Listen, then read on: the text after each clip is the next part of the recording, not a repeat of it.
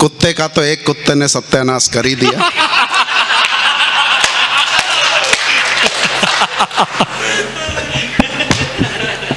बहुत ही शानदार कवि सम्मेलन विजेंद्र त्यागी जी के प्रयास से चल रहा है और जिसका संचालन मेरे प्रिय अनुज कुलदीप महाबली बहुत ही कुशलता से और बहुत ही दक्षता से कर रहे हैं। बहुत ही देख करके मन आह्लादित हो रहा है। तो मैं चाहूंगा एक बार कुलदीप महाबली के लिए तालियां बजा दी जाएं।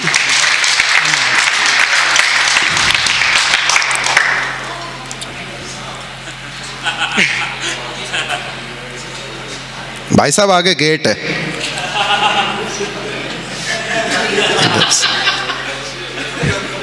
चलो, वो अलग ही दुनिया में है इस समय। यहाँ बैठे हुए थे तब भी मैं देख रहा था, लगातार फोन पे ही व्यस्त थे,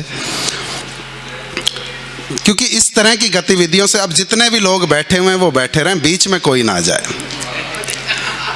क्योंकि देख पराई नार नजर का चंचल होना ठीक नहीं। कि देख पराई नार नजर का चंचल होना ठीक नहीं, रोज रोज ही घरवाली से दंगल होना ठीक नहीं, और रंग जमाने में मेहनत व वक्त भी जाया होता है, और रंग जमा हो महफिल में तब हलचल होना। वाह वाह वाह, क्या बात है। सहयोग फाउंडेशन के द्वारा पूर्व सैनिकों के सम्मान में ये शानदार कार्यक्रम आयोजित किया गया, और सैनिकों का वास्तव में प्रत्येक नागरिक को सम्मान करना चाहिए, क्योंकि जिन विषम परिस्थितियों में ये अपनी ड्यूटी करते हैं हम उसकी कल्पना भी नहीं कर सकते। चाहे वो +50 या -50 डिग्री टेम्परेचर में वहाँ पर डटे रहते हैं, इस विश्वास के साथ हम इस तरह के कार्यक्रम आयोजित कर पाते हैं कि वहाँ सरहद पर कोई सैनिक बंदूक लिए हमारी सुरक्षा में तैनात है। मैं बताता हूँ भाई साहब कितनी विषम परिस्थितियाँ होती हैं इनकी। हम यहाँ अपने घर में रहते हैं, अपने परिवार वालों के साथ 30 त्योहार मना पाते हैं, इनको कई बार कई साल हो जाते हैं घर का मुंह देखे हुए, छुट्टी नहीं मिलती बहुत जल्दी से। हमारे गांव का एक फौजी था रामफल, उसकी भी यही समस्या थी, छुट्टी नहीं मिलती थी। वो गया एक दिन अपने कमांडर साहब के पास, बोला साहब छुट्टी चाहिए। बोला किस बात की छुट्टी? बोला जी घर से टेलीग्राम आया, मेरी माँ मर गई। कौन मना करे? बोला अच्छा भी जा। 2 महीने बाद फिर पहुंच गया रामफल, बोला साहब छुट्टी चाहिए। बोला क्या हो गया? बोला जी घर से टेलीग्राम आया, मेरा बाप मर गया। अच्छा भी जा। अब 4 महीने बाद फिर पहुंच गया रामफल कमांडर साहब के पास, बोला साहब छुट्टी चाहिए। बोला भाई किस बात की छुट्टी? बोला जी मेरी माँ मर गई। साहब को लगा यार ये पहले भी इसकी माँ मरी थी, उन्होंने फाइल ही मंगवा ली उसकी। देखा तो हर तीसरे महीने कभी माँ मर गई, कभी बाप मर गया, कभी माँ मर गई, कभी बाप मर गया। बोला यार तेरे कितने माँ बाप हैं? तो यार बड़ा जलील आदमी है, छुट्टी के पीछे अपने माँ बाप को मार देता है। बोला जलील आदमी नहीं हूँ मैं, मेरी समस्या को समझो, आपको छुट्टी की पड़ी है। बोला तेरी क्या समस्या है?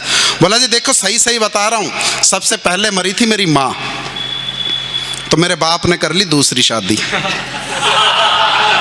वो नई माँ ले आया। फिर मर गया मेरा बाप, फिर जो नई माँ आई थी उसने फिर शादी कर ली, वो नया बाप ले आई। बोला एक तो एक्सपायरी डेट का प्रोडक्ट लाते हैं ये, और हर तीसरे महीने मेरे को इनका काज करना पड़ता है। मेरी सारी तनख्वाह तो इनके काज में निपट जाती है, आपको छुट्टी की पड़ी हुई है। साहब ने धमका करके भगा दिया। बोले चल भाग यहाँ से। अब मन कर रहा है तो एक बार सारे बजा दो ढंग से।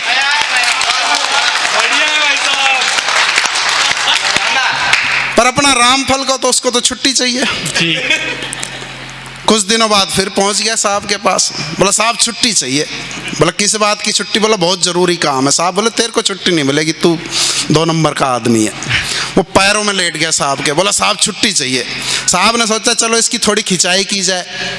बोला अच्छा चल एक काम कर, एक सवाल पूछूंगा, उसका जवाब दे दिया तो तुझे छुट्टी मिल जाएगी। बोला जी पूछो। अच्छा उन दिनों वो फिल्म आई हुई थी बाहुबली पार्ट 1, तो साहब ने उससे पूछा, बोला अच्छा ये बता बाहुबली को कटप्पा ने क्यों मारा? बोला साहब जवाब दे दूंगा तो छुट्टी मिल जाएगी। बोला मिल जाएगी। बोला नाराज तो नहीं होगे? बोला नहीं। बोला कटप्पा बाहुबली से छुट्टी मांग रहा था। क्या बात है, वाह वाह वाह, क्या बात है,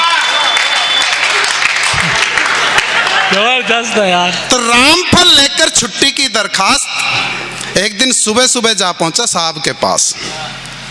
रामफल लेकर छुट्टी की दरखास्त एक दिन सुबह सुबह जा पहुंचा साहब के पास।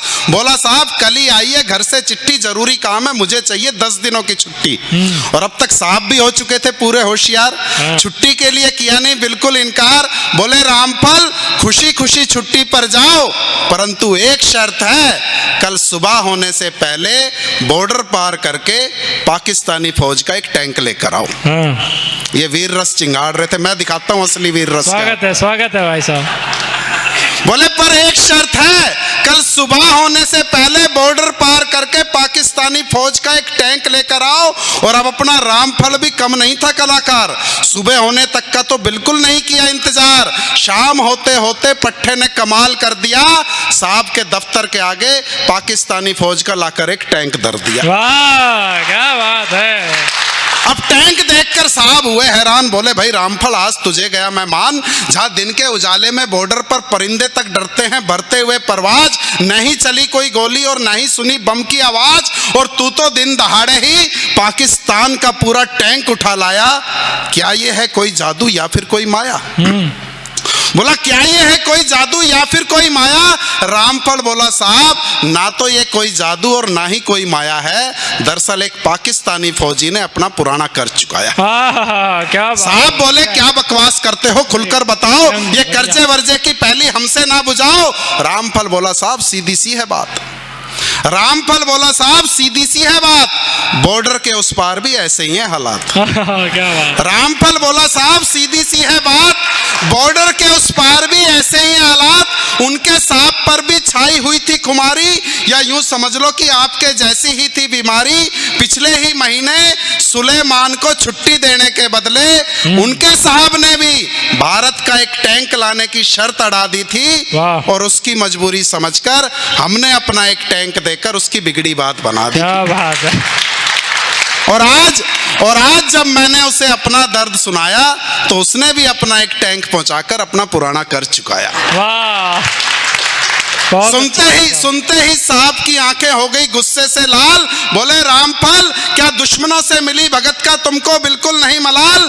रामफल बोला साहब गलत मत समझना, मेरी देशभक्ति पर जरा भी शक मत करना। वाह क्या बात है। रामफल बोला साहब गलत मत समझना, मेरी देशभक्ति पर जरा भी शक मत करना। यारी दोस्ती अपनी जगह, वतन परस्ती अपनी जगह। बोला दोस्ती दुश्मन, दोस्ती देशभक्ति के कभी ना आड़े आएगी, कर्ज की लकीर फर्ज से बढ़ने ना पाएगी।